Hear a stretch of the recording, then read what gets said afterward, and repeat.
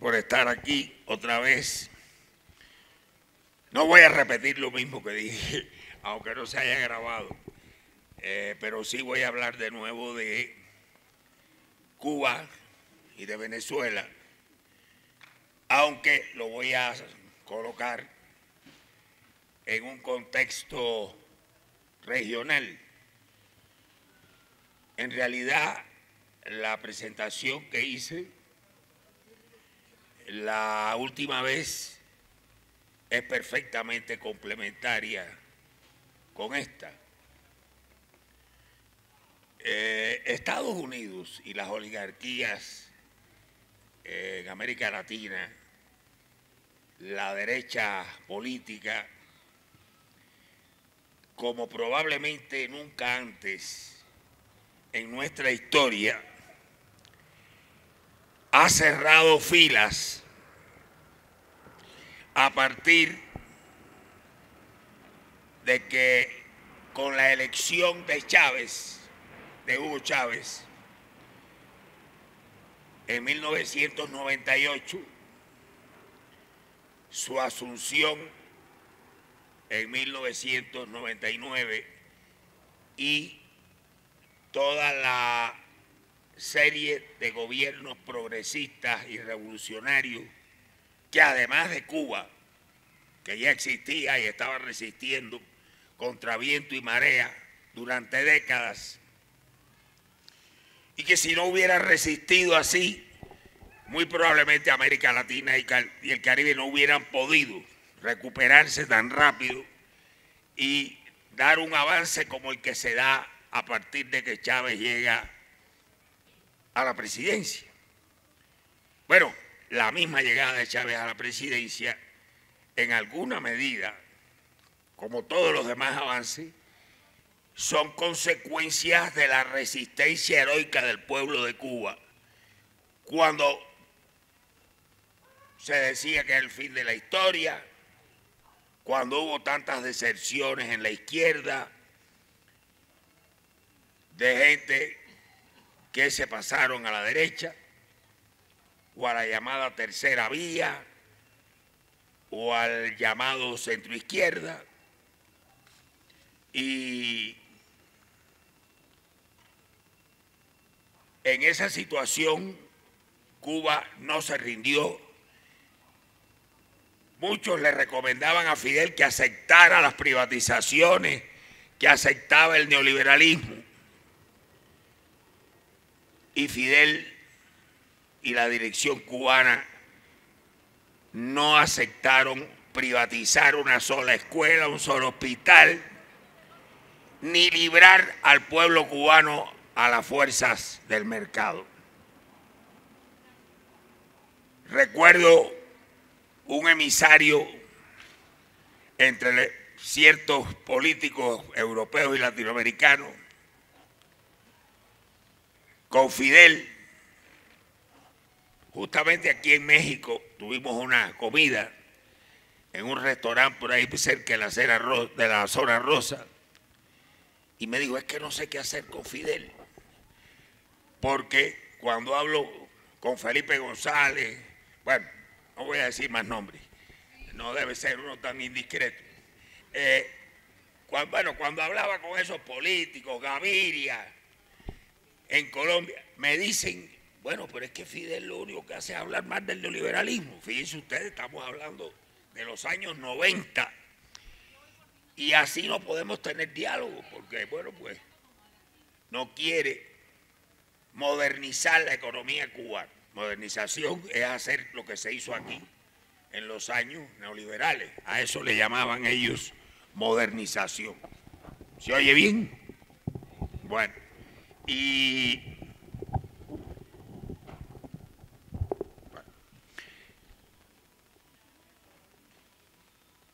a consecuencia de la forma tan cruda, tan a rajatabla que se aplicaron las políticas neoliberales en América Latina, porque no se aplicaron así ni en Asia, ni en África, ni en ninguna parte. Aquí fue la ortodoxia total. aquí realmente fue una cura de caballos lo que se le aplicó a nuestras sociedades. Y a consecuencia de eso es por lo que surgen toda esta serie de gobiernos revolucionarios y progresistas en la cresta de una ola de gran protesta popular. Y como ustedes recuerdan, pues fue electo Lula, fue electo Kirchner, Correa, el Frente Amplio en Uruguay, Evo Morales en Bolivia. Cuestión de muy pocos años tuvimos un gran conjunto de gobiernos de izquierda, populares, progresistas en América Latina, que sacaron a millones de personas de la miseria,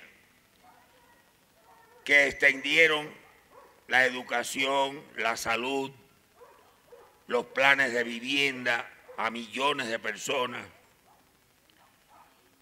que crearon cientos de miles, si no millones de puestos de trabajo, que modificaron de una forma importante el panorama desolador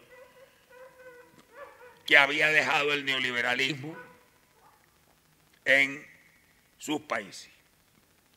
Pero el imperialismo y las oligarquías y la derecha, como ya dije, lanzaron una contraofensiva. Derrocaron al presidente Zelaya, derrocaron al obispo Lugo, que era presidente en Paraguay. Prácticamente le hicieron una guerra sin cuartel a Cristina y al Frente de la Victoria, para la Victoria, y por 200.000 votos le ganaron la elección, además con una campaña mediática de las más feroces que se han visto, porque en Argentina hay un grupo, el grupo Clarín, de medios que controla radio, televisión, internet, todo lo que se mueve en comunicación allí está controlado por el grupo Clarín. Y bueno, añadir también el periódico La Nación, que es un periódico de la oligarquía tradicional. Y el golpe parlamentario a Dilma, meten a Lula en prisión,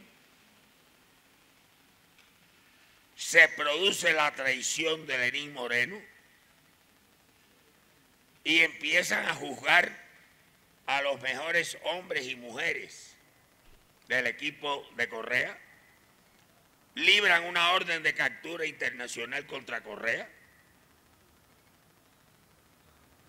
a Lula le tienen abierta como 10 causas, sin pruebas, sin absolutamente una sola prueba, más que las declaraciones de los testigos protegidos.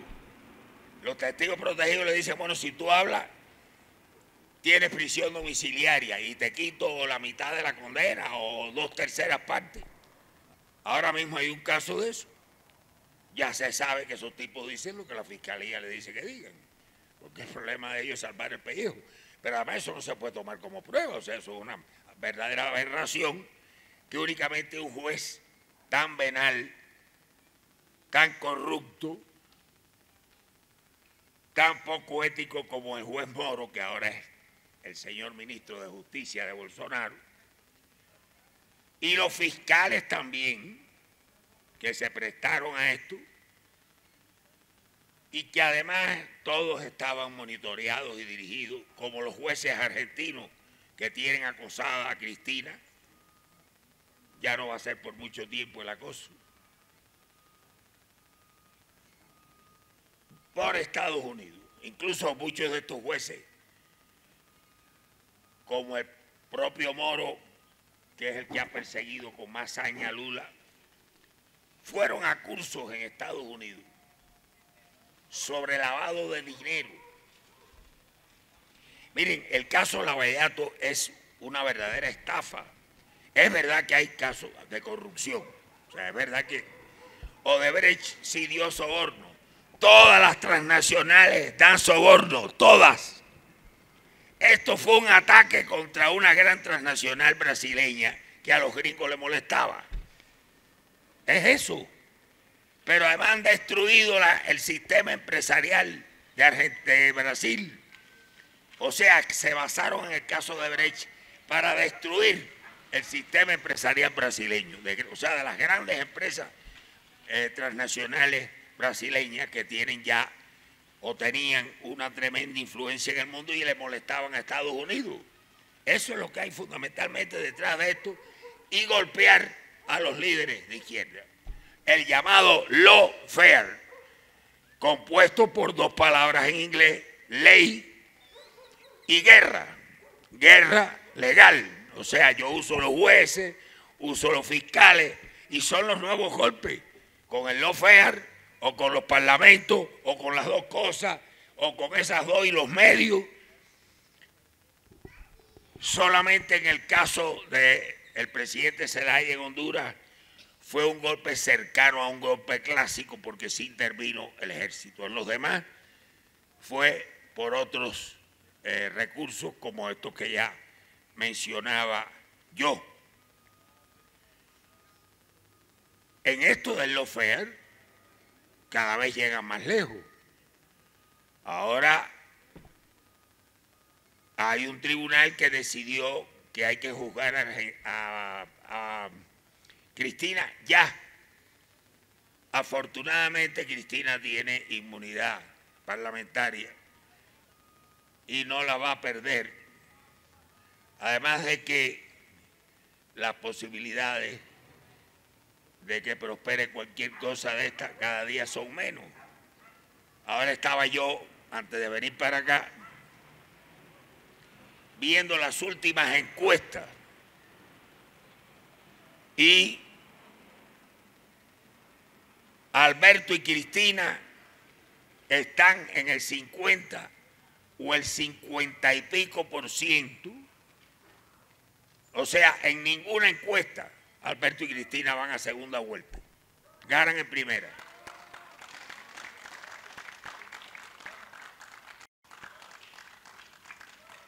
Y en la provincia de Buenos Aires, que es como decir el Estado de México aquí, pero todavía más importante, porque tiene 2/3 del voto nacional, aparte de que es un gran distrito industrial, muy potente.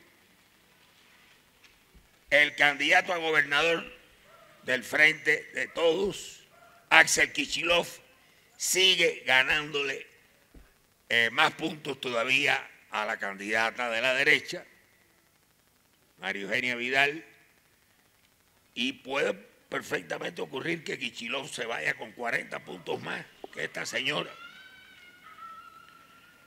Inclusive hay ciertas posibilidades de que el candidato del Frente de Todos pueda, en la ciudad de Buenos Aires, que es un bastión histórico de la derecha, ganarle a Larreta, que es el candidato del macrismo. No está muy claro, pero por una serie de combinaciones de números, según la ley electoral argentina, cada día que pasa se abre un escenario que podría permitir que el Frente ganara el único lugar donde hasta ahora no está claro que gane, que es la ciudad, no sé en Córdoba cómo estará para entonces, porque está subiendo en todo el país. Tal vez Córdoba y la ciudad de Buenos Aires fueron los dos que se perdieron en las PASO. Pero ya ven cómo está subiendo en Buenos Aires, que es un bastión porque es donde está la clase media esa,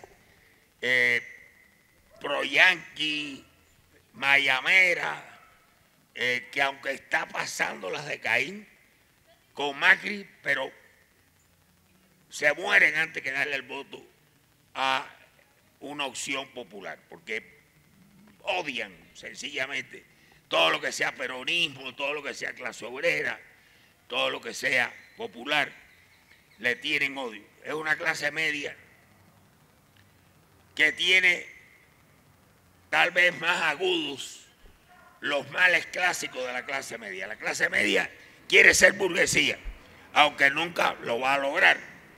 No quiere volver a ser clase obrera, no quiere volver a la marginalidad, o sea, de donde viene. Y en virtud de eso, muchas veces se alía con la derecha. Sin embargo, en Argentina, en una situación muy parecida a la que se está configurando ahora, cuando el corralito, la clase media se alió con los obreros. ¿Por qué? Porque se quedaron 50 en el banco.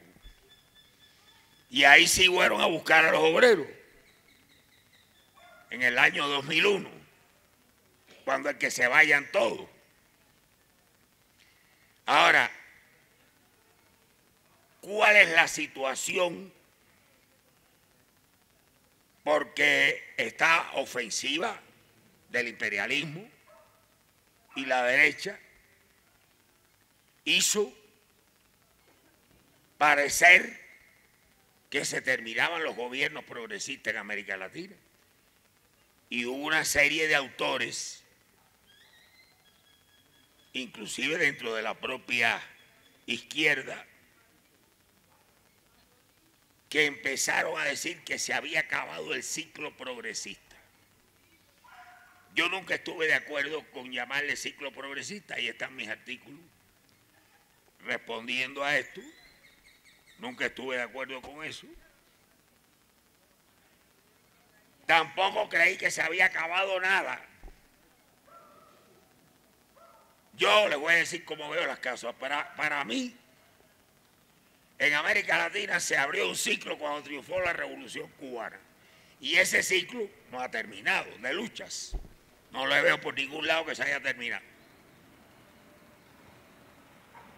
Y lo que ocurrió a partir de la elección de Hugo Chávez, que además surgieron, ¿se acuerdan ustedes? La UNASUR, el ALBA, Petrocaribe,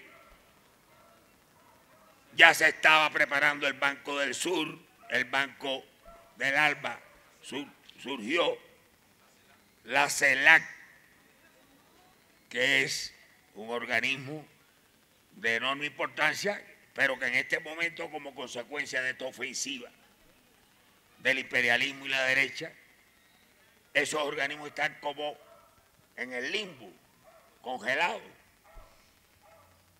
Han creado el Grupo de Lima, que es un grupo que divide, que ya se está desmoronando, por cierto. Y entre todos estos recursos que yo mencionaba y otros más, le dieron muy duro a los gobiernos, pero además le han puesto un cerco y un bloqueo inclemente a Cuba y a Venezuela. Ya el bloqueo contra Cuba y contra Venezuela es una cosa que no se puede creer. Por ejemplo, en Venezuela están persiguiendo, ellos saben los productos que integran la caja CLAP, que se le entrega a 6 millones de núcleos familiares de bajos recursos para que tengan una gran ayuda alimentaria que cuesta un poquito más de $1. Y ahí va aceite, arroz, frijoles, jabón de todo tipo, en fin, tiene un módulo donde van desde los víveres hasta útiles de higiene y limpieza. Bueno, pues ellos, los gringos, tienen detectado quiénes son los proveedores y van en cada país a presionar y a intimidar para que no se puedan armar las cajas CLAP. Vean ustedes, es el colmo del cinismo. Dicen, no, las medidas que estamos tomando son contra Maduro y sus cómplices, contra el grupo de narcodelincuentes que rodean a Maduro. Así lo dicen ellos. Y es evidente que a quien afectan es al pueblo venezolano. La persecución de un grupo de medicamentos que son claves para las enfermedades crónico-degenerativas, que los pacientes tienen que tomarlo todos los días. El caso de la insulina con los diabéticos. La persecución para que Venezuela no compre insulina es terrible. Pero además Venezuela está fuera del sistema financiero internacional. No puedo dar algunos ejemplos porque sería indiscreto. O sea, perjudicaría a Venezuela. Las cosas que está haciendo Venezuela para poder eludir esto son de un ingenio, son de una creatividad, porque no pueden usar bancos. Por ejemplo, Venezuela no puede hacer una transferencia bancaria, para que ustedes tengan una idea. Venezuela no le puede pagar en efecto, o sea, mediante una carta de pago o mediante una transferencia bancaria a nadie. Tú eres una proveedora de Venezuela. Venezuela te va a pagar $100 millones por un cargamento de alimentos. No puede hacer la transferencia. Ahora imagínense, pongan a funcionar la imaginación cómo Venezuela se las arregla para comprar las cosas. Porque lo hacen muchas veces a sobreprecio, igual que Cuba. Ahora están persiguiendo las materias primas, porque Cuba produce casi todos los medicamentos que consume, pero tiene que comprar materia prima en el exterior de algunos medicamentos. Bueno, ahora están persiguiendo. ¿Saben dónde Cuba compra los medicamentos? La materia prima, y ahí están impidiendo que Cuba compre. Y ya en este momento hay un desfase y hay una serie de medicamentos, igual que en Venezuela, para enfermedades crónico-degenerativas que se están demorando 15, 20 días, 30 días. ¿Qué quiero decir con esto? En Cuba, cada persona que padece este tipo de enfermedades tiene en la farmacia de su barrio una cosa que se llama tarjetón. En el tarjetón está todos los medicamentos que usted necesita. Y a cada farmacia llega la cantidad de medicamentos necesaria, en primer lugar para el tarjetón. Después vienen los otros, que son los que se venden por recetas para eventualidades. Pero estos que son para enfermedades preexistentes y crónico-degenerativas, la farmacia los tiene todos. Porque el paciente lleva las recetas y hacen el expediente. Bueno, ¿qué ocurre? Que usted, en lugar de llegar el medicamento el día primero, pues llega el 15. Ahora imagínense ustedes un hipertenso, un diabético, una persona que necesita tomar un anticoagulante, que le llegue 15 días después. Bueno, pues ellos están, vean ustedes qué crueldad. Lo mismo con los alimentos. Bueno, lo del petróleo es inenarrable. la persecución a las empresas navieras, a las empresas transportadoras de combustible internacionales, para que no trasladen combustible a Cuba, es terrible. Eso fue lo que hizo que haya habido un bache en Cuba ahora de 12 o 14 días en el suministro de combustible. Porque había un buque que tenía que llegar, pero por esta persecución el buque no llegó a tiempo para unirse con el combustible que ya estaba anteriormente y que no hubiera faltante, porque en realidad así está Cuba, o sea, un buque se empata con el otro y entonces queda muy poco margen entre un buque y el otro.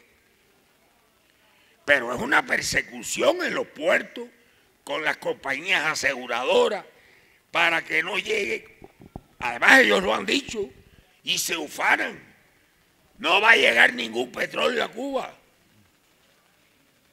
Entonces, en los últimos días hubo que paralizar transporte, hubo que paralizar industria para preservar el combustible, para que no hubiera apagones en los hogares de la población. Hubo que cambiar horarios de trabajo para que fueran escalonados y está el presidente Díaz-Canel y los ministros recorriendo el país provincia por provincia y muchos municipios para ver en la práctica cómo se está cumpliendo las medidas que se dictaron y las que en cada municipio y en cada provincia tomaron para adecuar las directivas nacionales. Bueno, ya el bloqueo le ha costado a Cuba, si nos guiamos por el precio que tenía el dólar hasta el año 71 en relación con el oro de más de 119.000 millones de dólares. Solo en este último de marzo del 18,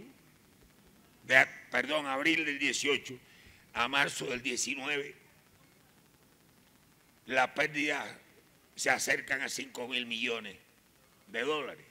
Y eso no cuenta las últimas medidas de Trump.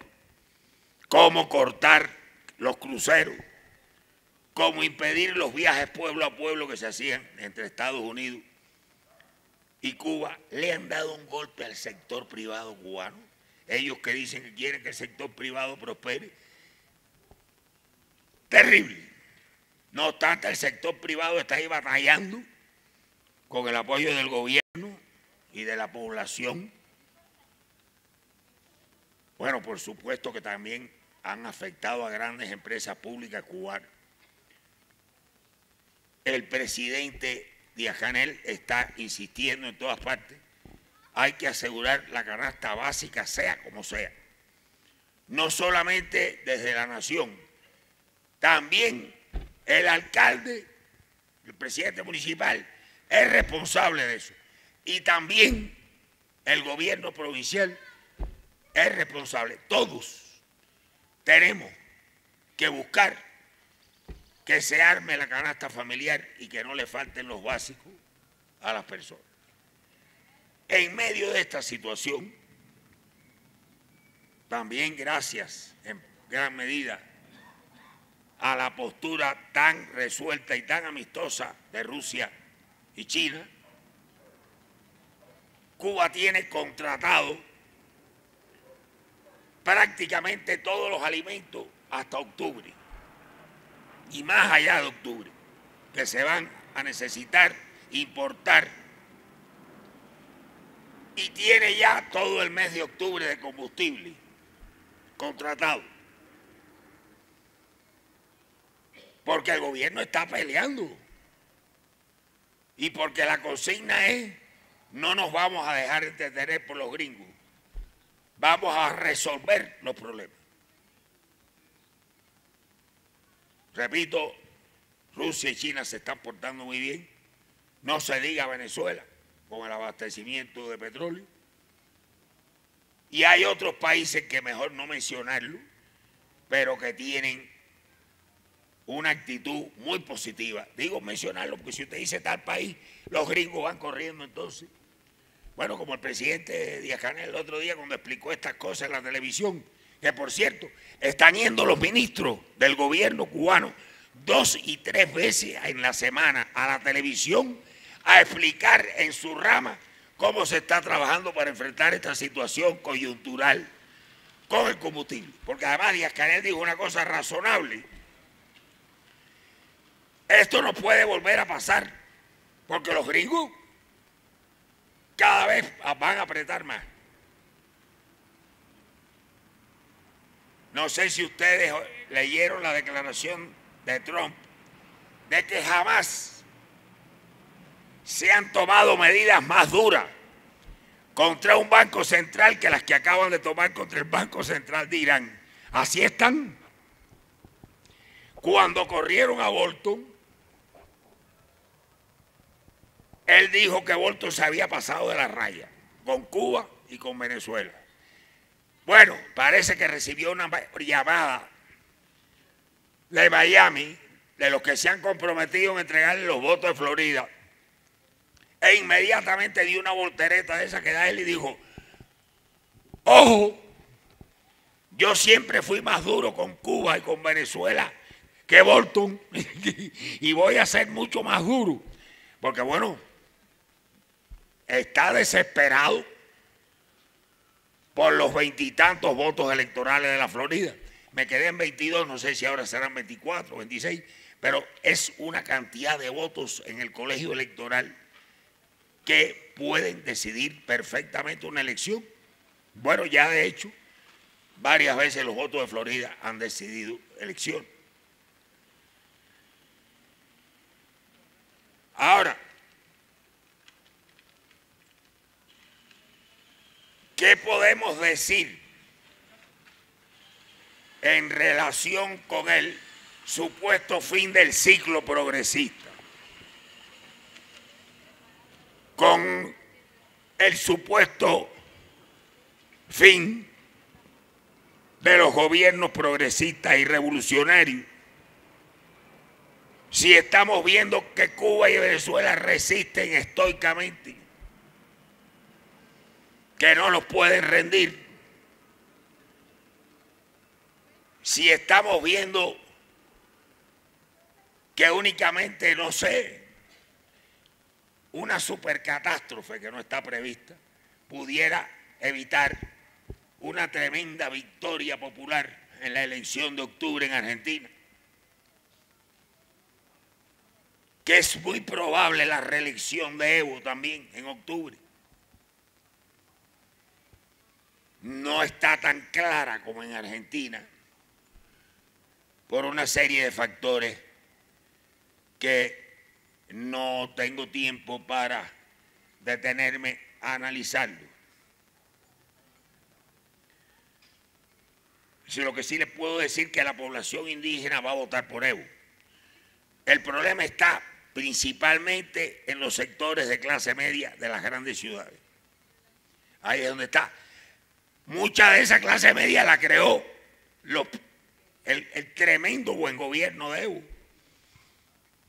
Mucha de esa clase media eran personas marginales, personas que no tenían trabajo, no tenían educación, no tenían casa, no tenían nada. Pero también ahí hay una gran enseñanza para nosotros y para México en particular, que comienza un proceso de cambio. Si no se hace un trabajo de formación política con los beneficiarios de los programas sociales, los beneficiarios de los programas sociales mejoran, se sienten clase media y votan por la derecha. Porque en Brasil ocurrió, en Argentina ocurrió, en Bolivia ha ocurrido ya en elecciones anteriores. Y la culpa no es de la gente, la culpa es de la fuerza revolucionaria del partido, que es el que tiene que hacer ese trabajo. El partido de gobierno en cada país, o los partidos, porque hay países que es una coalición. Por ejemplo, en Venezuela hay una coalición de partidos de izquierda. Que voy a hablar de Venezuela también, sobre el diálogo con la oposición, ahora en unos minutos.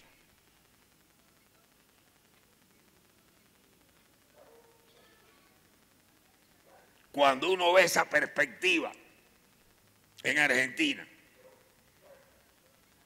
en Bolivia, cuando uno ve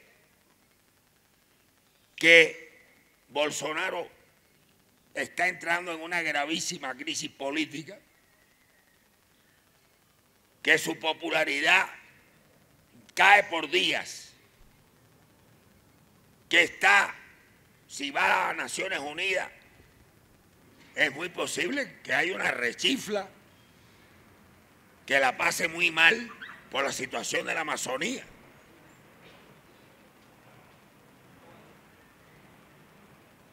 O sea, en Brasil yo digo que el que está preso es Bolsonaro y Lula prácticamente está libre. Por cierto, les recomiendo 3 entrevistas de Lula. La que le hizo Ramonet, que salió en La Jornada, la que le hizo Página 12, que es distinta, buenísima, porque ahí denuncia el lawfare, pero muy bien, no solo en Brasil, sino en toda América Latina. Y la que le hizo Pepe Escobar, no sé si ya la tradujeron del inglés, pero busquen en Google Pepe Escobar, entrevista a Lula. Por regla general, las entrevistas de Pepe Escobar en 3, 4, 5, 6 días están traducidas.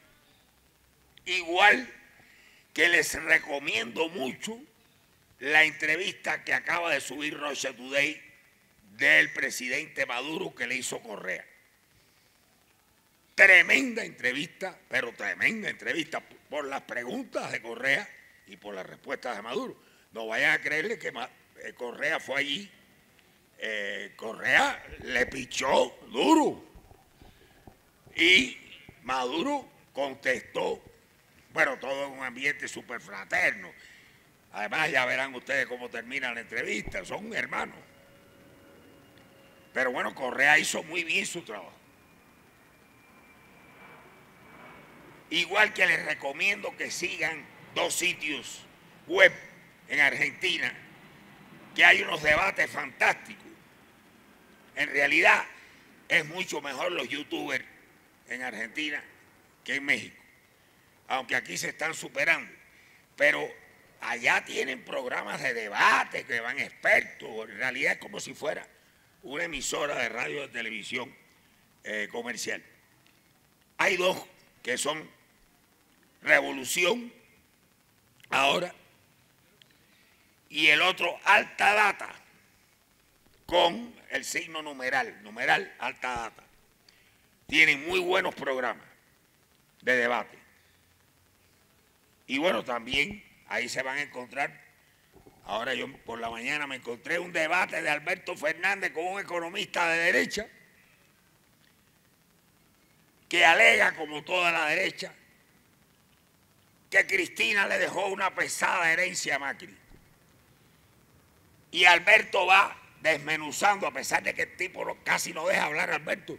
Y Alberto le dijo, bueno, ¿y tú me has invitado aquí para no dejarme hablar? Déjame hablar. Y bueno, Alberto se va abriendo paso con sus argumentos y lo derrota. Es muy importante seguir todo esto porque se está produciendo un cambio muy importante en América Latina. Miren, perdónenme que me ponga de pie. La victoria de Andrés Manuel López Obrador en México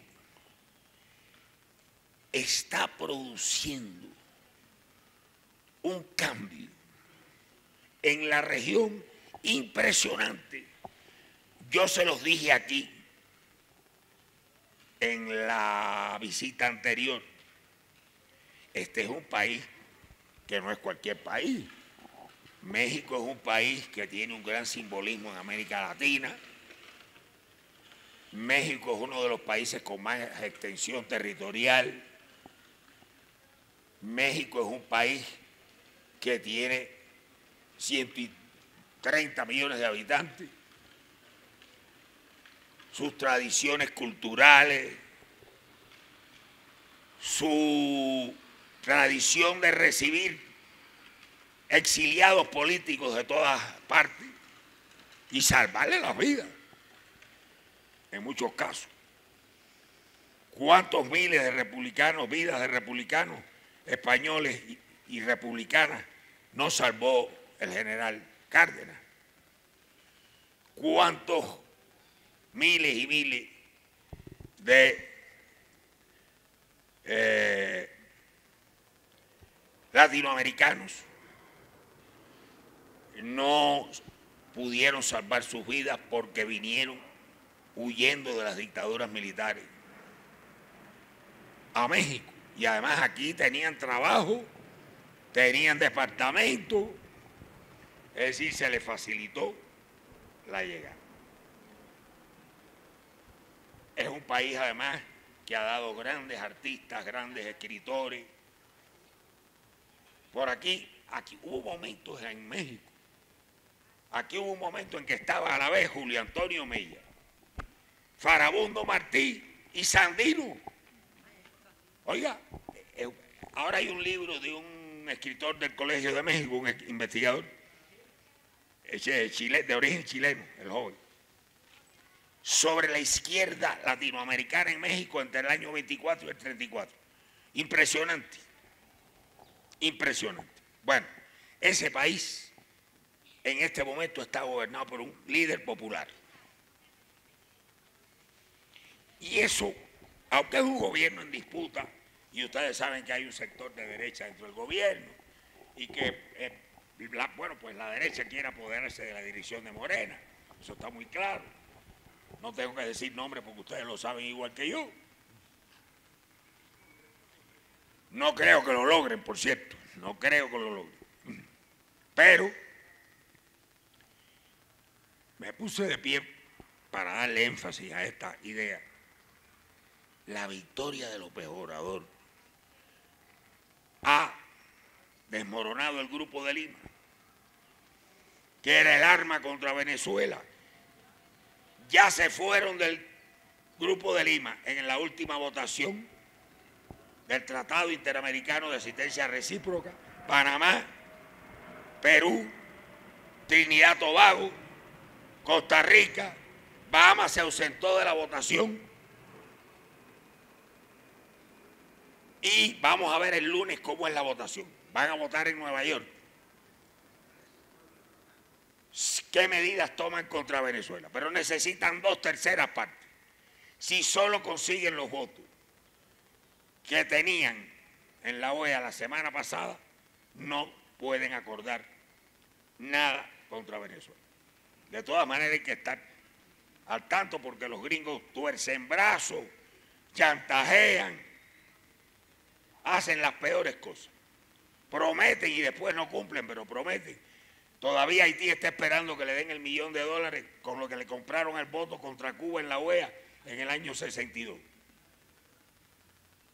Porque son así, de desvergonzados. Pero este gobierno, a pesar de todas las limitaciones que tiene por estar al lado del escorpión ese terrible, 2.000 y pico de kilómetros de frontera, Iniciativa Mérida, TLC, en fin, una serie de inconvenientes tremendos para poder actuar con cierta libertad. Un Banco de México que no está coordinado con los programas de desarrollo del país, sino que obedece al Banco Mundial y al Fondo Monetario. Esa es la famosa autonomía del banco. La autonomía es que el banco cumpla las órdenes del FMI y del Banco Mundial. Y además hay un neoliberal al frente del banco.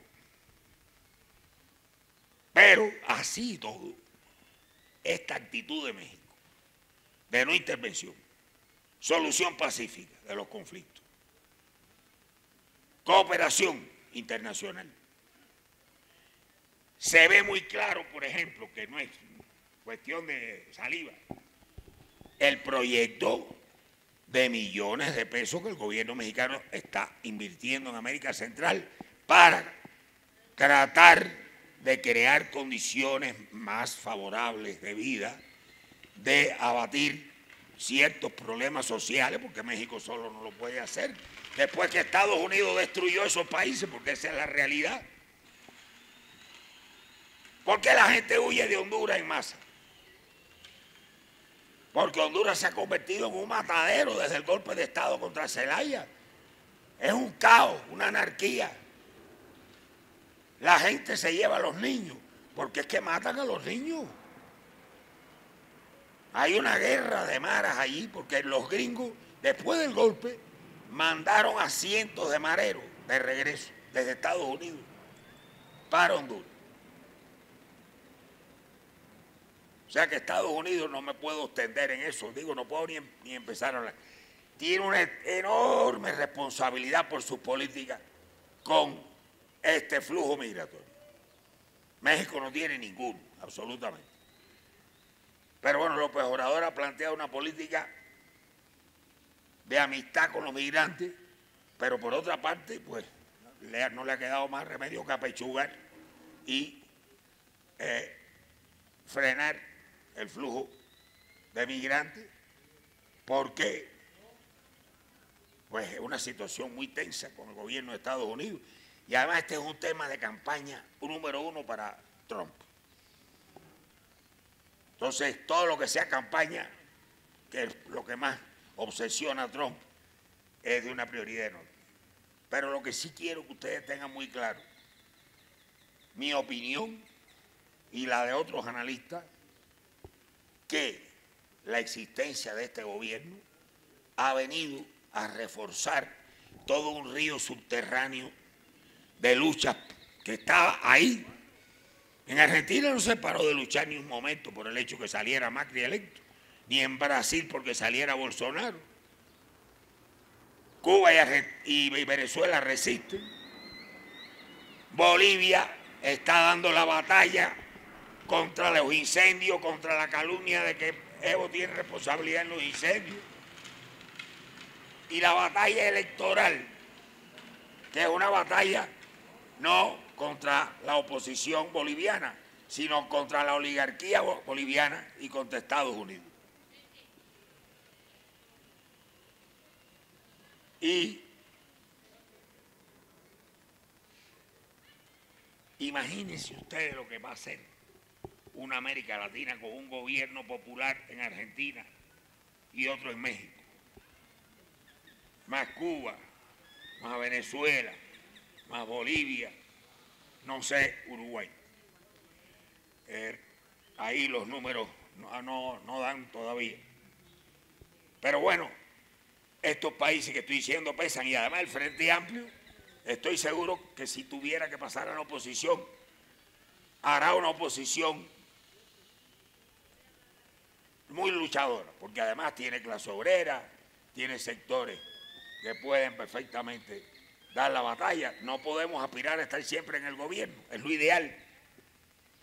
Y bueno, en países como Cuba y Venezuela no se puede soltar el gobierno, porque ya ahí ha habido cambios revolucionarios de una importancia tal que si hay una victoria de la derecha, viene una contrarrevolución y un río de sangre.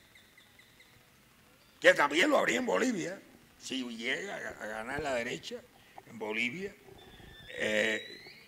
Sería verdaderamente terrible, aunque Evo tiene el ejército indígena ahí intacto, que lo apoya y eventualmente, no lo digo porque crea que va a ocurrir, pero como una hipótesis, si tuviera que pasar a la oposición, tiene fuerzas populares y fuerzas parlamentarias para dar tremenda batalla y defender las conquistas. Y Evo es un tremendo líder popular que se crece mucho en las dificultades. Yo creo que van a ganar. Además tienen el compromiso con nosotros de ganar.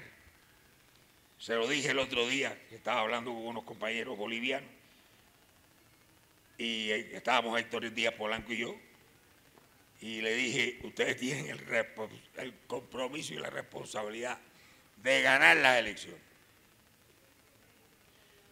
En resumen, la ofensiva del imperialismo y la oligarquía está siendo rechazada. No ha sido derrotada. Y además no se debe subestimar, ha sido muy eficaz la ofensiva de ellos.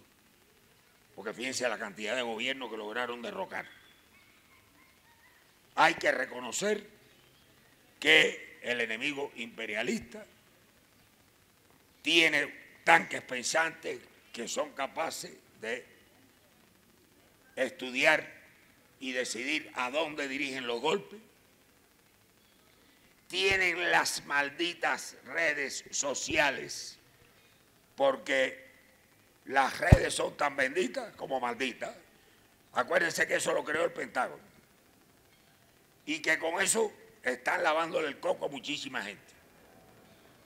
Tampoco me puedo desviar a eso, pero se puede estar hablando aquí fácil 3 horas de cómo se hace la guerra de cuarta generación a través de las redes. Miren, el Brexit, creo que ya se los dije la vez anterior que estuve aquí, busquen ese documental Brexit en HBO y ahí se ve toda la cochinada, cómo consiguieron los votos para el Brexit. Hay otro documental sobre cómo hicieron en Brasil y hay más información, mucha información sobre esto. Miren, los veo anotando ahí. Hay una investigadora cubana que se llama Rosa Miriam Elizalde, que publica en La Jornada todos los jueves, pero tiene unos trabajos de ensayo e investigación sobre la guerra de cuarta generación en la red, impresionante. Que nosotros no podemos estar ausentes de esa batalla en las redes,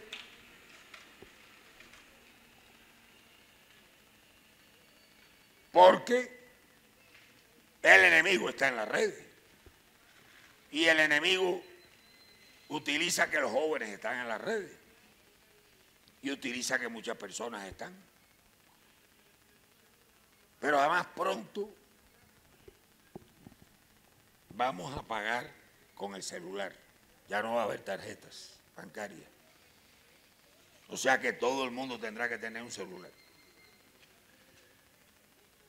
Lo que quiero decir con esto es que cada vez estaremos más caminando dentro de un territorio digital, virtual, queramos o no. Eso no es opcional. Usted puede decir odio las nuevas tecnologías, no quiero, le van a decir, si no tiene celular no le podemos pagar, ni va a poder pagar nada. O sea, y esto no es nada más que el comienzo. Cuando uno lee lo que es la 4G y la 5G, ahí sí ya cada aspecto de la vida de la persona, cada aspecto va a estar relacionado con Internet. La licuadora, Internet. El horno de microondas, Internet. Todo va a estar gobernado por Internet. La estufa, todo. Es decir, esto es un gran monstruo que se creó y que hemos logrado en la izquierda a veces algunas victorias, pero en realidad nos han dado mucho más duro que lo que hemos dado nosotros. El chavismo es muy bueno en la batalla dentro de las redes, buenísimo. Y aquí el López Obradorismo, a pesar de que no está organizado en las redes, pero se coordinan horizontalmente y diariamente hay una batalla tremenda. Pero la batalla no es ahí solo, la batalla es casa por casa, puerta por puerta, la batalla es en la esquina, la batalla es en el metro, la batalla es en todas partes, porque ustedes ven muchas personas de bajos recursos que hablan como si fueran a perder cosas. Hay algunos que están recibiendo la pensión del adulto mayor, que tal como están las cosas en México es tremenda inyección, porque además aquí las pensiones son, sobre todo las nuevas, después de las leyes de Zedillo, son una miseria. Y de esas personas hablando, repitiendo lo que dicen los loros de la derecha. Entonces, está claro que el trabajo de formación política todavía le queda mucho por hacer. No me canso de decir que Toño y el colectivo de dirección de este espacio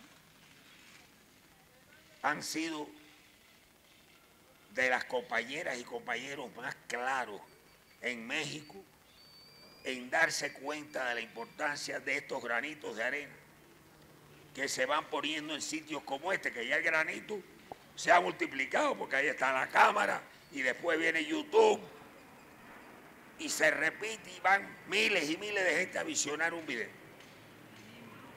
En realidad que hay un modelo que se puede replicar en todo México, que funciona muy bien. Pero el partido tiene, en cuanto pase el Congreso, que acometer el trabajo de formación política. Claro, aquí ha habido y sigue habiendo un instrumento poderosísimo de formación política, que es la mañanera. Yo inclusive digo que la mañanera es más formación que información, porque cuando uno se pone a oír y a leer, bueno, tú has visto el resumen, Toño, que hace Jairo todos los días, un compañero de nosotros, de un grupo de WhatsApp, nos hace un resumen de las cosas más importantes que dijo Andrés Manuel. ¿Qué conceptos? Es una escuela de Estado, de gobierno, pero además él no habla para personas como las que están aquí. Él habla principalmente para el que no sabe de política nada, para el que no está enterado de nada, para el que no lee los periódicos, para el que no ve medios. Y repite con un gran sentido pedagógico. Es incalculable el papel que están jugando las mañaneras, incalculable. Valdría la pena, ya con el tiempo que llevan, hacer un estudio, una gran encuesta interdisciplinaria para medir el efecto de la mañanera sobre la conciencia de las personas. Pero eso no basta. El partido es indispensable y es indispensable el trabajo de formación política. Y por eso es tan importante que en la dirección del partido haya gente comprometida, no con proyectos personales, de puestos, de candidatura, sino gente con proyectos de transformar el país y de servir al pueblo, no de servirse ellos. Y hay varios que están en plano de servirse a sí mismos, que están dando la batalla por apoderarse de la dirección de Morena. Y eso hay que frenarlo.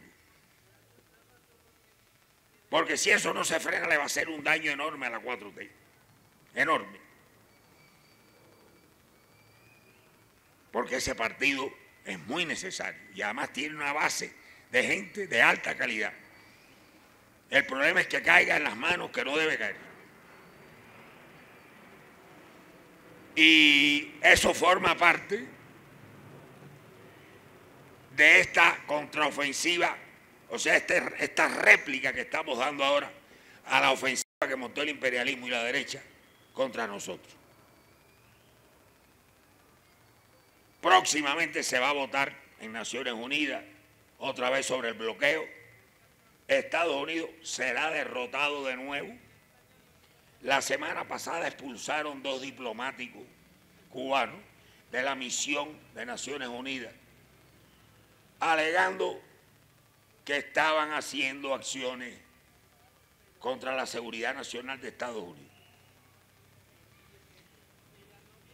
Miren, yo les puedo asegurar, porque sé cómo Fidel se ocupaba de esto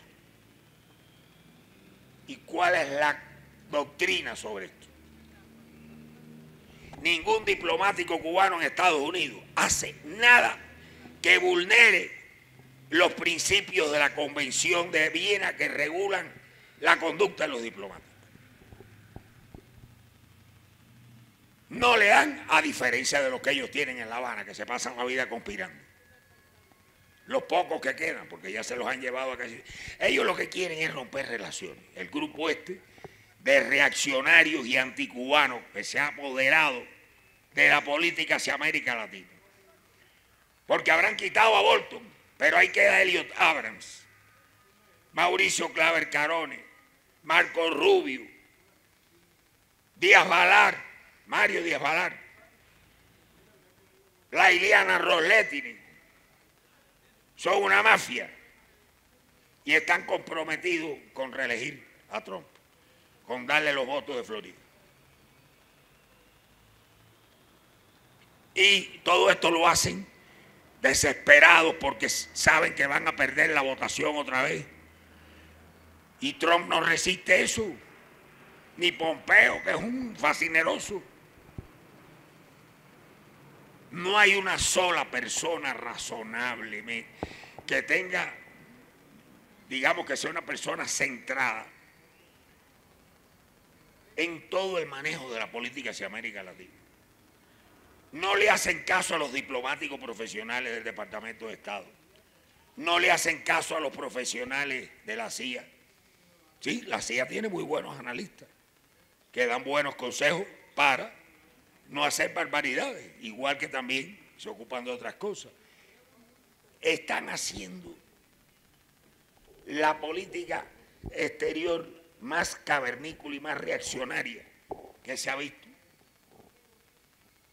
que yo califico de neofascista. Son realmente temibles y hay que tener la guardia en alto todo el tiempo.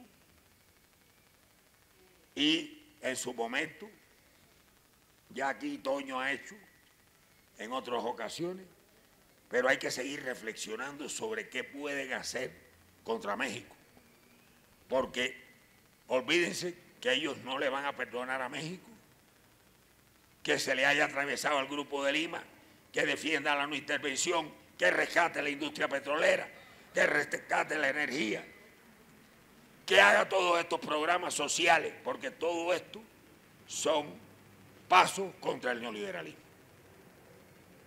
El neoliberalismo no se puede acabar en ningún país, por ahora, porque es un sistema mundial. Pero sí se le puede hacer retroceder mucho, y eso se está logrando en México. Y todo esto que se está logrando en México, en política interior, en política exterior, todos estos beneficios que recibe la población, toda esta dignidad que México rescata, se está reflejando en nuestra región, que nos permite ser optimistas, como nos permite ser optimistas el resultado que vemos venir en Argentina, como nos permite ser optimistas ver la resistencia en Cuba. Y además el presidente Díaz-Canel dice, si no renunciamos a que crezca el Producto Interno Bruto este año, a pesar de todo ese cerco y de toda esa persecución. Y en Venezuela se está dando una batalla ahí día por día. O sea, no es una simple resistencia, hay una gran creatividad. Yo he estado en comunas y ya empiezan a producir muchas cosas que no se producían en Venezuela. Porque por lo de Venezuela, con lo del petróleo, no se producía nada. De eso hablan Correa y Maduro en la entrevista que les recomendé en RT. Bueno, ¿qué decirles? Yo estoy optimista. Yo creo que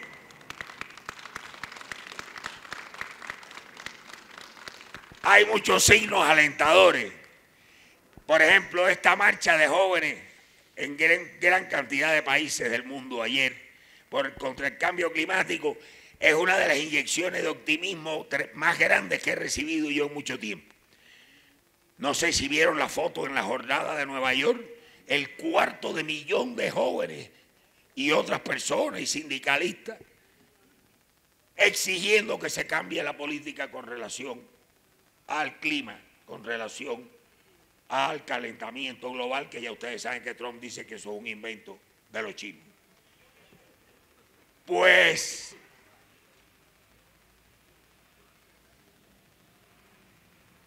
hasta la victoria siempre venceremos.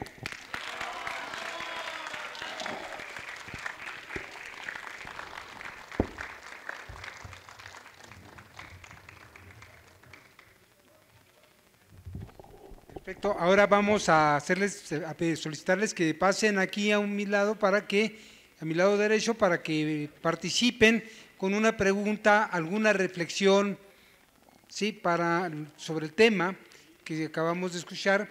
Mientras, quiero recordarles de nuevo que para el próximo sábado vamos a tener el tema Argentina, principio del fin del neoliberalismo, reflexión y análisis con al antropólogo argentino Carlos Prigolini, José María Candia, José Miguel, que tengo un amigo que se llama José María y cada vez sí, José Miguel Candia, sí, sociólogo argentino, y Walter Martínez, que va a estar también. Aquí viene nada más escrito Carlos Prigolini, pero bueno, en el próximo van a salir los compañeros José Miguel y Walter. Ahí les van entregando unos carteles para que nos ayuden a pegar en donde se pueda, en donde tengan posibilidad de ayudarnos a la distribución. Ayúdenos a pegar, compañeros, ¿sí? También les pedimos que nos cooperen con lo que puedan ahí en el botecito. Con el botecito, ahí la compañera Yolanda lo está pasando. Les pedimos su apoyo y ya saben, suscríbanse al canal de YouTube en Buzón Ciudadano para continuar este trabajo. Bueno, entonces iniciamos pues con la participación. Adelante, compañeros. Bueno, muy buenas tardes ya, querido Ángel, ¿cómo estás? Inmenso placer. Es imposible, totalmente imposible, pretender resumir en un espacio de unos segundos o minutos toda la ponencia con esa vocación pedagógica y sobre todo de apasionada defensa de nuestra iniciativa progresista que siempre encarna el compañero Ángel Guerra, pero a propósito de eso me voy a detener muy brevemente en un punto esencial de su ponencia, es aquel en el que nos habla de la posibilidad de que el kirchnerismo, o sea, una parte del peronismo, o a veces lo mismo, sí tiene reales posibilidades de volver y enrumbar de nuevo esta gran América, este proyecto americanista, internacionalista, por los rumbos del compromiso progresista. Y esto quiero decirlo porque sepan ustedes, compañeros, y aquí hay un argentino, todo cuanto yo diga en este momento de la situación política y las proyecciones electorales en Argentina, aquí tengo un compañero que me puede enmendar la plana, pero sepan ustedes que en el mes de agosto, en unas elecciones provinciales que hubo en Argentina, a las que se le llama PASO, que es primarias, abiertas, simultáneas, obligatorias, la fórmula Alberto Fernández, Cristina Fernández, obtuvieron el 47% contra un 32% de un macrismo que llegó en el 2015 prometiendo sepultar para siempre o preconizaba el ocaso de un kirchnerismo, y hoy que está más vivo que nunca. Yo celebro la posibilidad de que dentro de unos meses, creo que en noviembre o en octubre, celebremos las elecciones argentinas y vuelva el kirchnerismo con esa visión progresista y de desarrollo. A propósito de Argentina, a propósito del compromiso, a propósito de América Latina, sepan ustedes, compañeros, que hace aproximadamente una semana el formidable periodista comprometido de izquierda, Ignacio Ramonet, estuvo en la cárcel de Curitiba, en el sur de Brasil, y tuvo 100 minutos de entrevistas con Lula en la cárcel, donde dijo que está contento con el proyecto de Argentina y que también le espera un futuro promisorio a las futuras elecciones en Brasil, para ver si sacamos del poder a este sanguinario de Bolton, que es precisamente el némesis y el antítesis y todo lo opuesto a lo que es nuestra vocación progresista y el compromiso con nuestra patria grande, que es América Latina. Sepan ustedes también que hace unos días México, Cuba y Uruguay vetaron la iniciativa del Grupo de Lima, que querían revivir el TIAR, que es una opción de defensa interamericana surgida posterior a la ONU y que Estados Unidos perversamente desestimó cuando se quiso esgrimir y sacar a flote para impedir la invasión de Inglaterra en las Malvinas contra Estados Unidos. Estados Unidos la desestimó y ahora es el mismo país que está presionando para que esta sea aprobada en ese mamotreto jurídico que es la OEA, con el muy lamentable Luis Almagro, para agredir a Venezuela. Pero ahí está México, ahí está Cuba, ahí está Bahamas, las Antillas menores y mayores, y ahí está el mundo repudiando esa iniciativa. Pienso que esta es una acción que habla de la dignidad de nuestros pueblos, del compromiso y de la posición resuelta de México de ir en la dirección de promover la solidaridad, de promover la justicia y de promover el bien. Hay un juez perverso en Argentina que se llama Claudio Bonadio, que es el que está impulsando todo lo que es el aparataje jurídico para condenar a Cristina, porque quieren hacer con Cristina Fernández el mismo juego perverso que se hizo con Lula, que se le impidió ir a las elecciones cuando todos los indicadores proyectaban que iba a ganar con Bolsonaro, pero no le convenía al modelo neoliberal ni a las circunstancias actuales del poder hegemónico de los Estados Unidos. Pero ahí está el proyecto de Cristina, de los Fernández, que viene, y ahí está México, y ahí está Cuba también, para vetar cualquier tipo de iniciativa del TIAR a favor de ir contra Venezuela en este proceso, en esta rabia del neoliberalismo contra Venezuela, porque se resiste y defiende con dignidad, con orgullo y en nombre de toda la América Grande. Muchas gracias.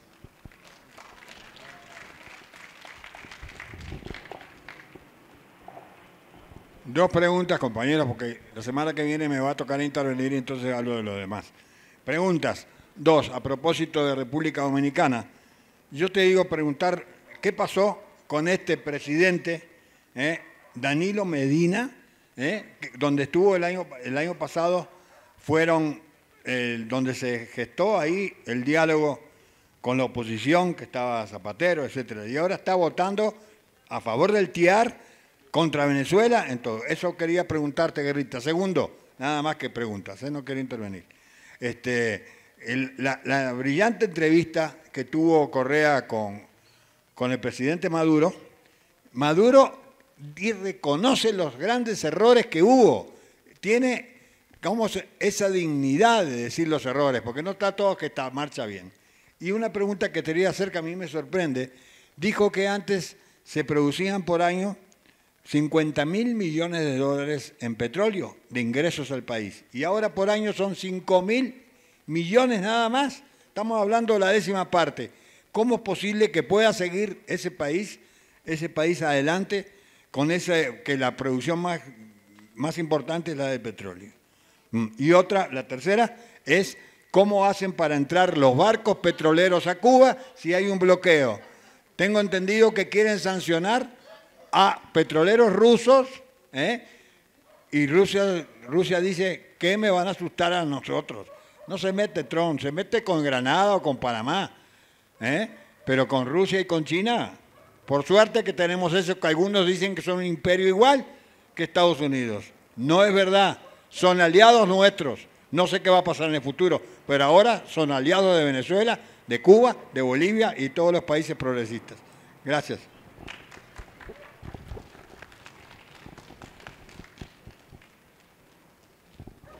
Gracias. No voy a aportar nada porque es imposible aportar algo a todo lo que ha expresado el compañero.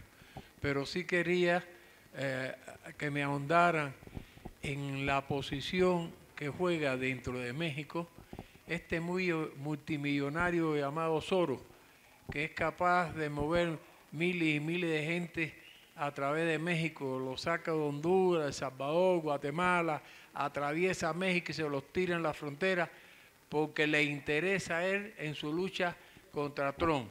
No lo hace por buenos sentimientos ni nada de eso.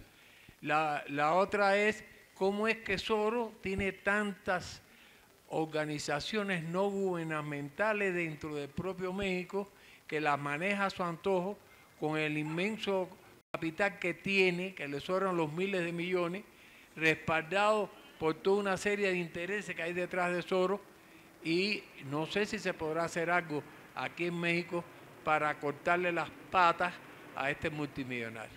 Era todo lo que quería hacer.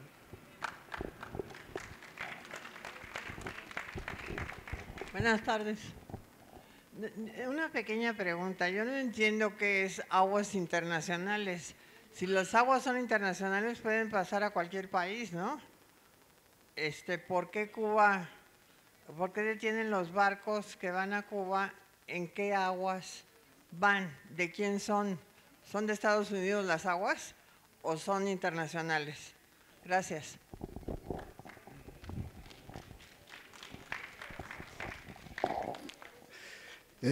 Compañero Guerra,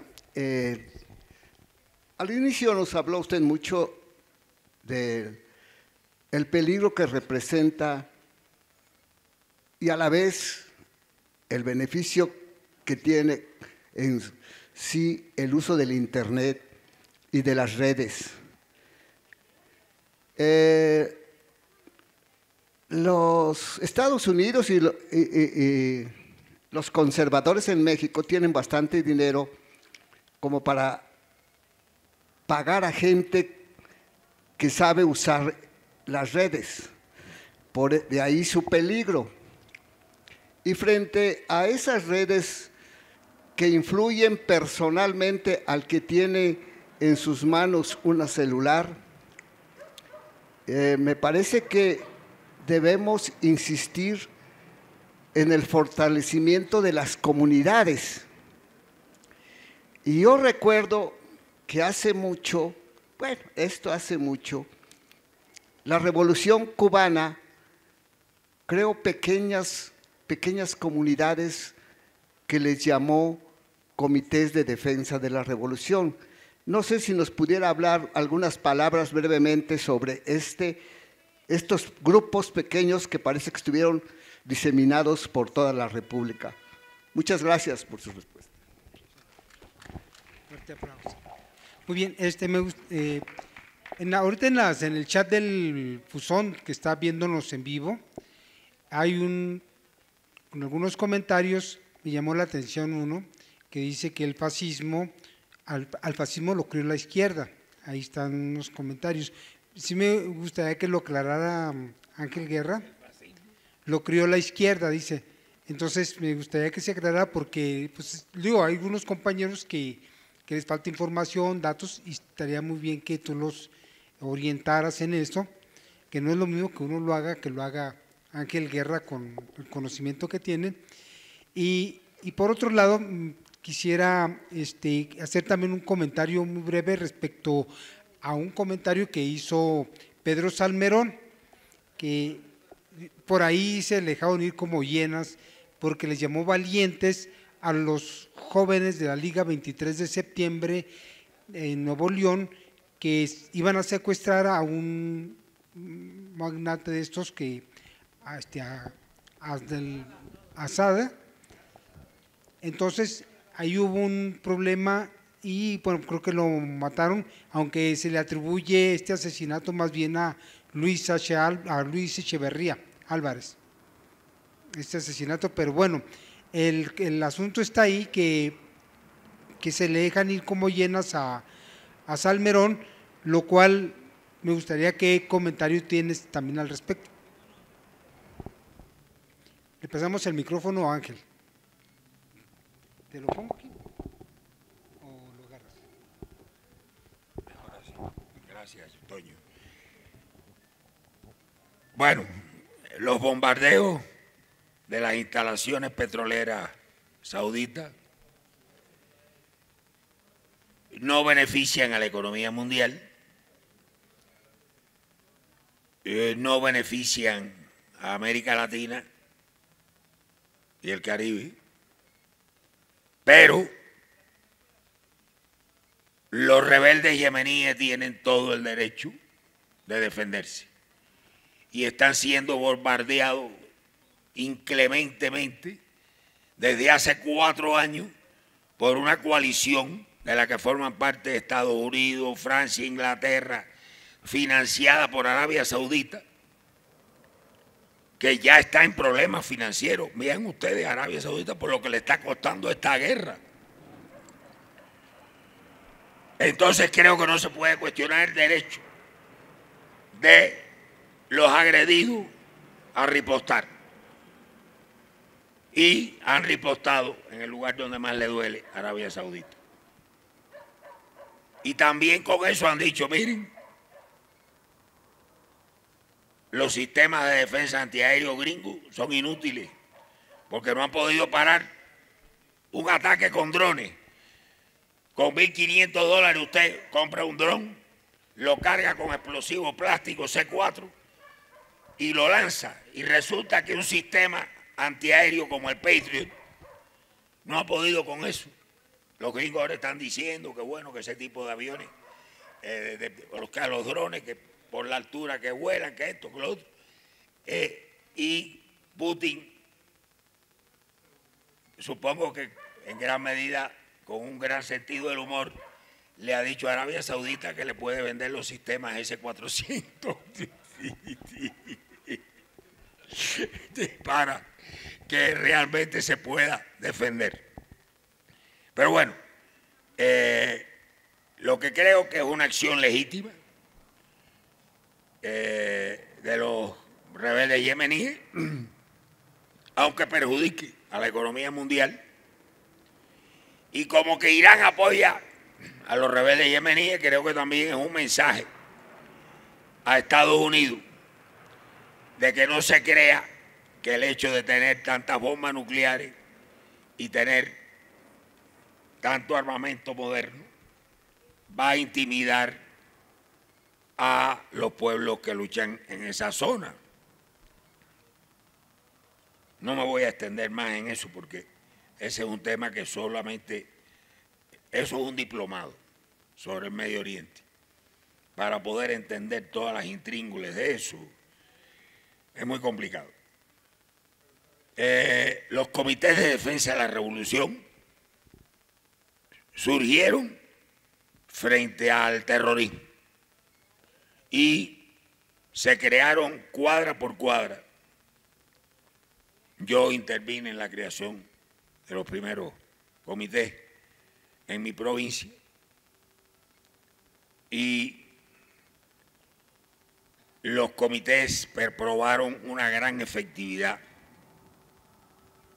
en el combate al terrorismo contrarrevolucionario, pero después fueron asumiendo una serie de tareas en educación, en salud, en el reciclamiento de envases vacíos, en la vacunación, en fin, es infinita la cantidad de tareas que realizan los comités de defensa de la revolución. Son una especie de organismo, tienen puntos en común con la comuna venezolana. Lo que pasa es que la comuna venezolana está orientada también y en gran medida a la producción. y los comités de defensa de la revolución, salvo en zonas rurales, en zonas urbanas, es muy poco lo que pueden hacer en ese sentido. La experiencia de las comunas venezolanas en ese aspecto hay que estudiarlo, porque en realidad, en este momento, si no fuera por las comunas, si no fuera por la formación revolucionaria del chavismo, y si no fuera por las cajas CLAP, no se diera el milagro que preguntaba Walter de que cómo se puede pasar de ingresar 50.000 millones a 5 y que el país siga funcionando. Bueno, sigue funcionando, pero con todos los problemas que uno se puede imaginar. Hay mucho menos transporte en Venezuela del que uno veía hace 3 años. No hay refacciones para los automóviles, para los camiones. Es decir, hay una serie de dificultades, pero lo que no cabe duda es que es un verdadero milagro político y revolucionario con esa caída de los ingresos mantener la resistencia. También es cierto que se está yendo gente de Venezuela. Por eso es tan importante el diálogo que ha logrado el presidente Maduro con un sector de la oposición. Y fíjense, ese sector de la oposición que además crece por días crece. Y después del escándalo en que se ha puesto en evidencia la repugnante complicidad de Guaidó con los narcoparamilitares colombianos, que lo fueron a buscar a Caracas y lo llevaron hasta entregárselo a los escoltas del presidente Duque de Colombia. Decretaron estado de sitio en la zona de la frontera por donde pasó Guaidó, los narcoparamilitares, para proteger la vida de Guaidó. Ahora se sabe que las fotos las pidieron los narcos como una forma de tener agarrado a Guaidó para que les cumpliera las promesas que les hizo cuando él fuera presidente, permitirles operar en territorio venezolano. Ahora se sabe que las autoridades colombianas estaban coordinadas con el famoso grupo de los rastrojos. Siempre ha habido una complicidad del narcoparamilitarismo y el ejército colombiano. ¿Quién creó el paramilitarismo? Uribe, cuando era gobernador en su provincia. Ahí empezaron los paramilitares. Uribe era amigo de Pablo Escobar. En una ocasión que el padre de Uribe estaba grave, fue un helicóptero de Pablo Escobar a buscarlo a la hacienda para llevarlo a Medellín, a una clínica privada. Pero además, la oposición venezolana no sería nada sin los paramilitares colombianos. Muchas de las acciones terroristas que se ha atribuido a la oposición en Venezuela han sido ejecutadas por paramilitares colombianos. Los paramilitares colombianos están metidos en los cerros de Caracas. Se han apoderado de la dirección de las organizaciones criminales en Venezuela. Están en manos de ellos. El ataque con drones para asesinar al presidente Maduro se gestó en Colombia. No ha habido una sola agresión, un solo plan contra Venezuela de Estados Unidos donde Colombia no haya estado metida. Y ahora que Guaidó está totalmente desprestigiado, incluso antes de las fotos estas, ya no convocaba a nadie. Incluso yo fui a una convocatoria de Guaidó, o sea, me fui al lugar, en Caracas, y no fue ni Guaidó. No había nadie.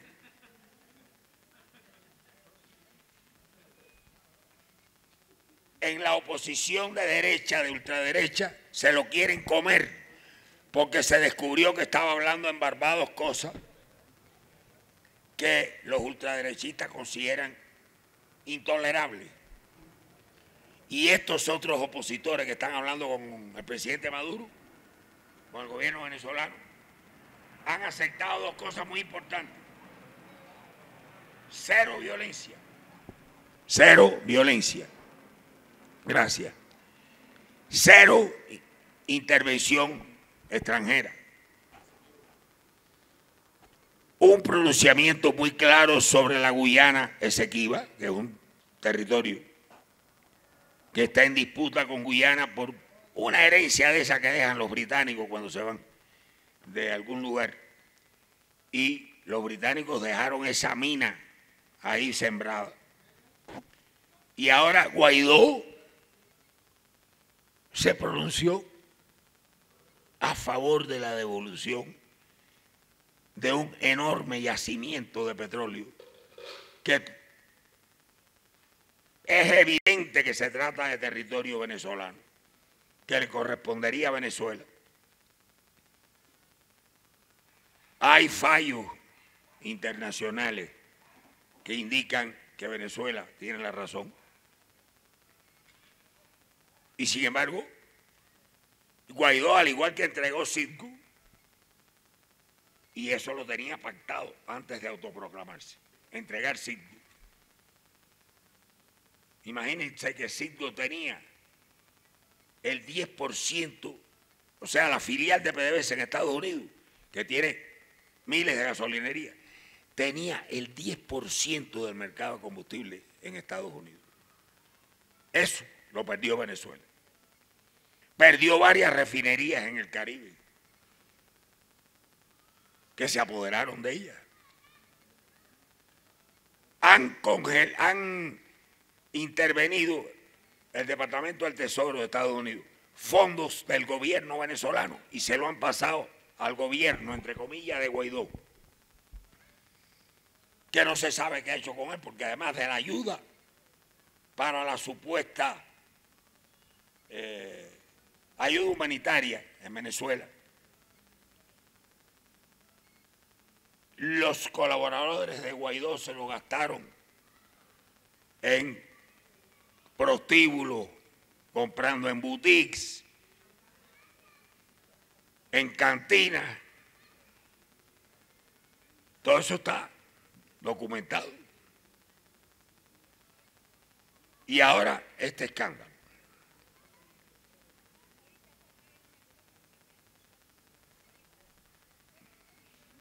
En realidad, miren, los pueblos en revolución ganan guerras que son inganables, como ocurrió con la Revolución Francesa frente a todas las monarquías de Europa, como ocurrió con la Revolución Bolchevique ante el ataque de 14 potencias imperialistas, como ocurrió con China, como ocurrió con la Revolución Cubana, no se diga Vietnam.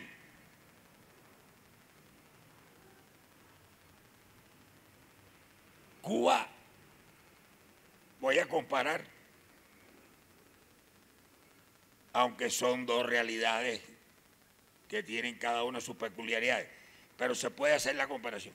Cuba perdió 30 y pico % de su Producto Interno Bruto cuando desapareció la Unión Soviética. Y resistió. Es verdad que bajamos de peso, yo bajé 10 kilos. No, pero no fui yo solo. Hubo millones de gente que bajó de peso. Imagínense, menos frijoles, menos carne, menos calorías, menos proteínas y darle a la bicicleta, porque no había combustible. Bueno, pues lógicamente, y además lo mejor había que, lógicamente, guardárselo a los niños y a las niñas y a los viejos. Entonces,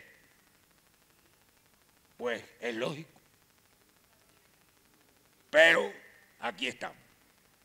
Y ahí está Cuba resistiendo. Y les voy a decir una cosa, Trump está cometiendo un grave error.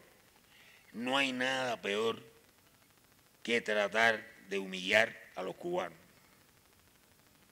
Lo que está haciendo es uniendo, está educando políticamente a los jóvenes, le está recordando que ahí está el imperialismo. La gente en Cuba con menos educación política se da cuenta que lo que está haciendo Estados Unidos no es contra Díaz-Canel, ni contra el gobierno, es contra la población. La cantidad de puestos de trabajo que se están perdiendo, por ejemplo, en todo el sector de restaurantes que atendían a los turistas de los cruceros, por solo poner un ejemplo. En fin, los pueblos en revolución hacen milagros y hacen cosas inexplicables a primera vista. A primera vista, ya después cuando uno va a la investigación se da cuenta de todas las fuerzas que se movilizan por una revolución que usualmente están ahí, pero no, ese resorte no las pone en funcionamiento. Y los venezolanos son muy creativos, muy imaginativos. Y además, uno va a casa de un académico y se encuentra una huerta. Va a casa de un artista y hay una competencia entre los vecinos a ver quién tiene el huerto mejor, con más productos, más limpio. O sea, que hay una conciencia de resistencia activa. No me voy a esperar solo por la caja clap. Voy a sembrar aquí en el jardín de la casa todo lo que puedo. En relación con República Dominicana, pues sí, Danilo Molina se había portado aparentemente bien con Venezuela. Además no era para menos. Petrocaribe le estaba dando petróleo con unas ventajas enormes. Pero los gringos le llegaron al precio. Y ya. Sin embargo, miren cómo los países del Caribe, los pequeños estaditos del Caribe, en su mayoría no han logrado que voten en contra de Venezuela. Por eso en la OEA no han logrado más de lo que han logrado. Hay que ver el lunes qué va a pasar. Pero son 19 votos, porque lo que vota no es la OEA el lunes, es el TIAR. Son los miembros del TIAR. Ahí no está ni México, ni Cuba, ni Bolivia, ni Venezuela, ni los caribeños. Son solo 19 países los miembros del TIAR. Y en la votación de la semana pasada no lograron las 2/3 partes necesarias. Vamos a ver qué pasa el lunes. Yo estoy optimista. Es muy difícil que logren que países como Costa Rica o como Panamá voten a favor de un bloqueo naval a Venezuela, que es la propuesta que lleva. Y aquí lo uno con la pregunta tuya del petróleo. Es muy fácil de entender lo del petróleo. Multan a las navieras. Ah, tú vas a llevar petróleo a Cuba. 200 millones de dólares de multa. ¿Qué ocurre? Además, los chinos y los rusos no tienen suficientes barcos tanques para mandar petróleo a Cuba. ¿Qué ocurre? Que muchas navieras suben el precio. Prácticamente le dicen a Cuba, tienes que pagarme una prima de riesgo por venderte, porque tú estás en todas las listas negras de este mundo. Y lo mismo le pasa a Venezuela, no con el caso del petróleo, pero con otras cosas, con todo. Y además, eso de que las aguas internacionales son libres, eso era en otra época, los gringos son piratas. O sea, este gobierno de Estados Unidos es capaz de cualquier cosa. Rompió el el Tratado de París del medio ambiente, rompió el Tratado de control sobre los misiles de alcance intermedio, está iniciando un proyecto de guerra en el espacio, que hay un tratado firmado por 100 países oponiéndose a que haya actividades militares en el espacio. No coopera con el cambio climático, el de Irán, que llevó años y años negociando. Y Trump llegó y pateó el tablero porque era un compromiso de campaña con la extrema derecha en Estados Unidos. Muchas de las actitudes de Trump obedecen a la reelección y otras al odio, y al odio sobre todo de ese grupo que lo rodea, que es terrible, terrible, y que son mucho más ultraderechistas que Trump, porque son gente con formación ideológica, gente que odia el comunismo, que odia todo lo que sea. Trump es un hombre de negocio, es un pragmático. Él estuvo estudiando antes de ser candidato a abrir campos de golf en Cuba, porque es uno de sus negocios. Habría que ver si no logra los votos de Florida, cómo le va a ir después al lobby contrarrevolucionario de Miami, porque Trump es vengativo y ellos le han prometido todos los votos electorales de la Florida. Alguien me preguntó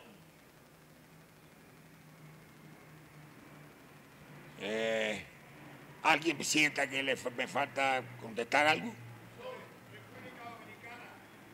Ah, sí. No, ya te contesté. Te dije que Danilo Medina es un corrupto, que le llegaron al precio. No, lo de Soros.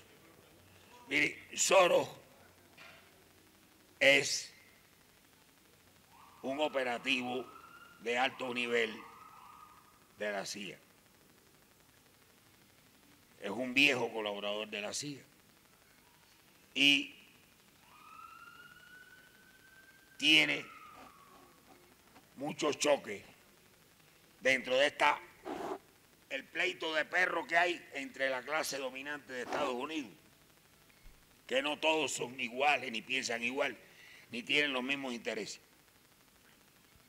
Y bueno, pues en México al parecer ha logrado influir bastante, pero mucho peor que Soros es el Plan Mérida, mucho peor que Soros es el TLC, mucho peor que Soros son todas las mineras estas que son dueñas de cientos de miles de kilómetros cuadrados de México. Hay cosas mucho más amenazadoras que Soros. No creo que a la hora de las prioridades sea de las primeras cosas. Acuérdense que Andrés Manuel tiene que escoger muy bien sus batallas, porque tiene muchas fuerzas en contra, muchas y muy poderosas. Tiene que escoger en qué momento da las batallas. Él hasta ahora ha demostrado que lo sabe hacer. Pero no se le debe presionar, porque tiene que tener la suficiente serenidad y el ambiente que se vio ahí en el grito, que realmente es una de las cosas más emocionantes que yo he visto en mucho tiempo. Aprovecho para decirle que me sentí muy orgulloso de la tremenda parte que tengo de mexicano ese día.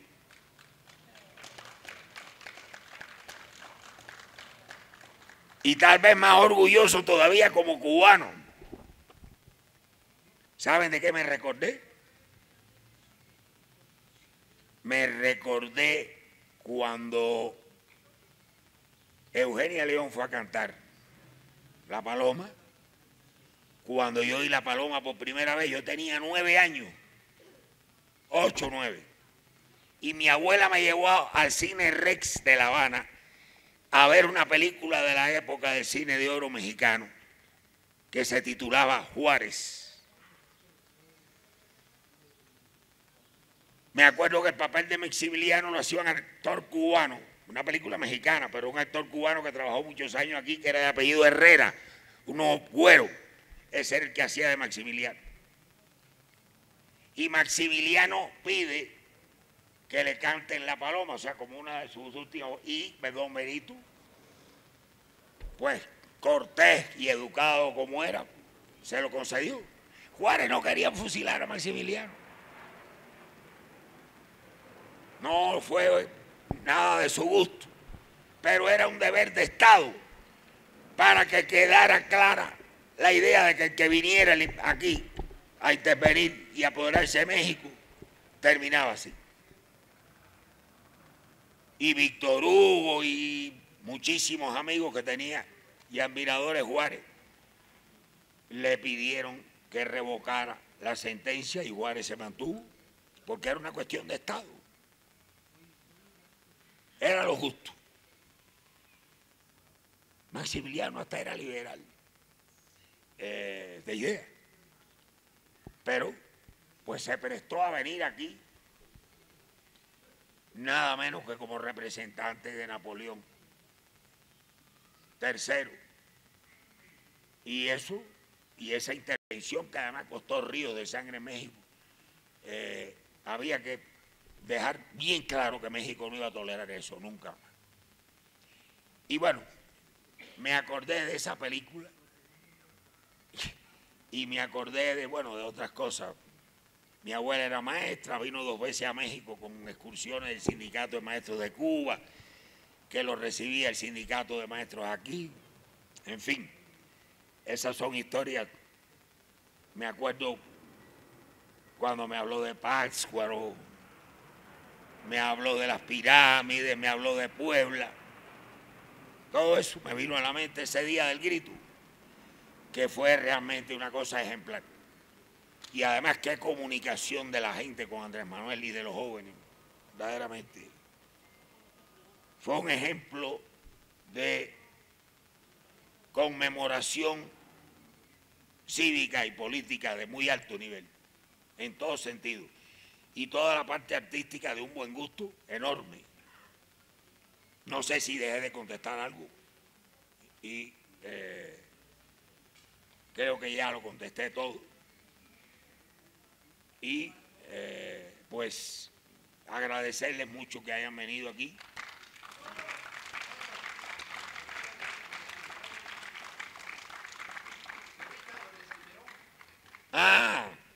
Bueno, miren, no se puede juzgar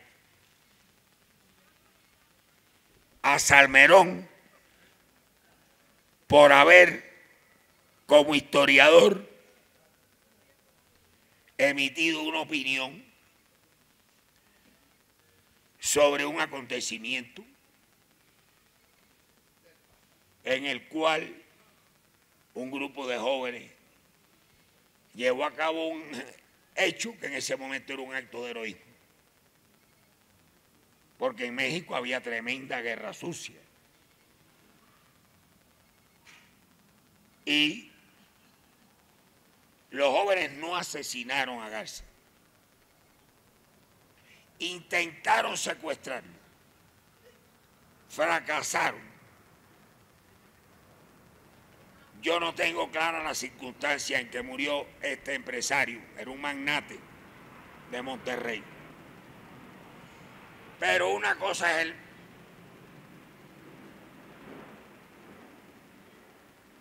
Salmerón historiador y otra cosa es el Salmerón funcionario. Y además qué bueno que hay un historiador al frente del Instituto de Estudio de la Revolución Mexicana como Salmerón. Y en el contexto en que Salmerón afirmó que esos jóvenes eran heroicos, está perfectamente justificado. Es como si a mí me piden que califique el ataque al cuartel de Madera, un hecho tremendamente heroico, sin duda alguna. Si me piden que califique el levantamiento zapatista del 1 de enero y la ocupación de varios municipios de Chiapas, es un acto de heroísmo, de rebelión admirable. Si me piden que califique la lucha de Genaro Vázquez y de Lucio Cabaña en el estado de Guerrero contra una represión bárbara que había dirigida a los campesinos, a la familia, toda mi admiración. Yo sentía y siento tremenda admiración por Genaro Vázquez y por Lucio Cabaña. Y en aquel momento ese era el camino. Hoy es el camino del voto. Hoy es el del voto. Hoy es un heroísmo distinto. Hoy es una cuestión de cómo reunir suficientes votos para derrotar a la derecha. Pero aquellas condiciones políticas no eran las de hoy. Aquí había un régimen represivo de los obreros, de los campesinos, de los estudiantes, y particularmente libró una guerra que es famosa como guerra sucia contra las organizaciones guerrilleras mexicanas. Entonces, es absolutamente parte de la campaña de la derecha para desprestigiar a las figuras de izquierda que hay en Morena. Es la única explicación que tiene esto. Y hay que defender a esas figuras. Y hay que defender el derecho de Salmerón como historiador a dar su opinión sobre un hecho que realmente es admirable de esos jóvenes en aquel momento. Yo no digo que hoy sea lícito la lucha armada. ¿Por qué? Porque si hacemos una acción armada hoy, imagínense la cuenta que le van a pasar a Andrés Manuel. O sea, hoy eso no cabe. Pero en aquel momento era totalmente justificado y hasta necesario. Y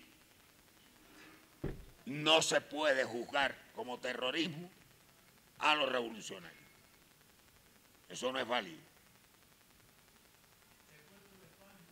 Ni como elogio. No, y cuántas acciones y el ajusticiamiento de Cowley.